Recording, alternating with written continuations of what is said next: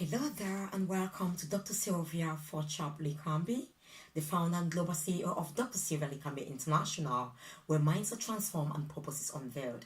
The vision of Dr. Sylvia Likambi International is actually to transform every single human on planet Earth so they become aware of their authentic identity and life purpose and live a fulfilled and extraordinary life while on planet Earth.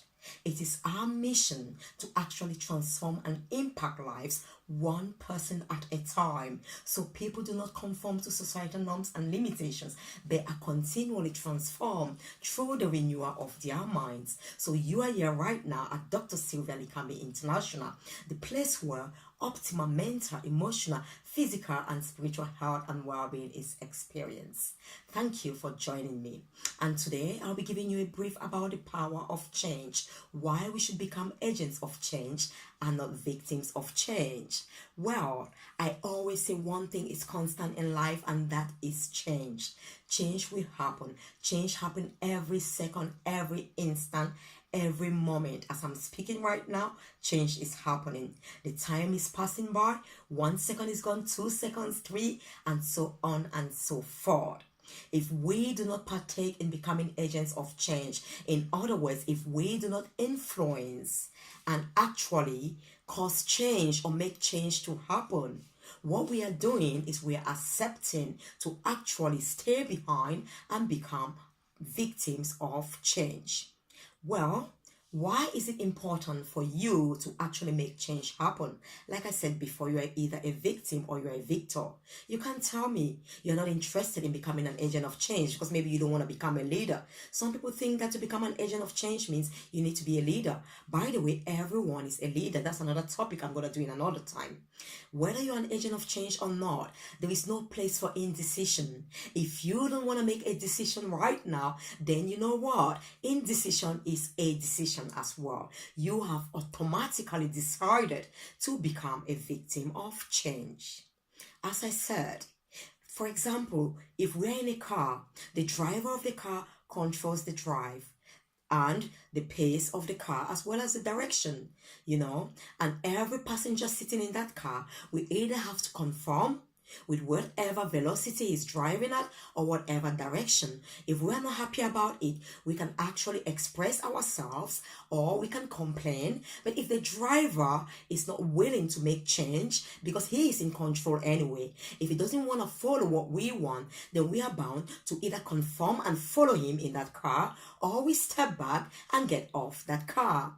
It's the same thing. When change comes, there are two things. You embrace or accept it and move with it, or you actually stay behind, resist it, and what happens?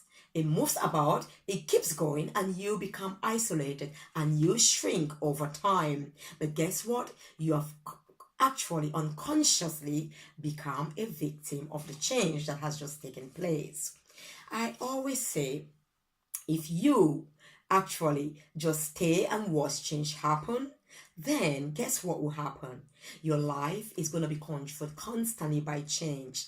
The events in your life will shape and determine who you become and how you become if you do not make the change. For example, the wind is blowing in one direction to the north. We cannot change the direction of the wind. That's part of nature.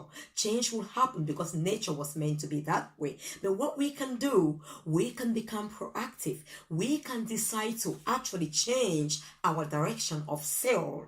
We can change direction, we can halt, we can go back, we can move. But why must we wait for the wind to blow before we do this? Because even if we do that, guess what? We are responding to that change. There is a place for change management, and that's not what I'm talking to you about today.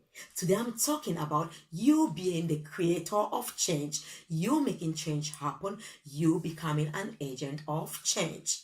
When you are not creating change, you will be responding or reacting to change. When you respond, it's much better because you don't kind of like fight back. You respond based on who you truly are. But your reasons for responding is because change has pushed you to respond. We've got some leaders, great leaders, who become leaders as a result of pressure.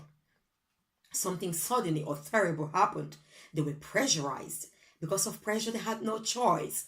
In quote, because they chose not to do anything, and change happened, so they were compelled to actually respond to the change. Today, I want to talk about becoming agents of change. There are 4 categories of people: those who actually sit back and let things happen because they are actually timid, they are not courageous, they just sit and let things happen, or they are constantly being passive. And we have those who actually watch things happen. This category of people, unfortunately as well, do not do anything. They are not courageous enough to step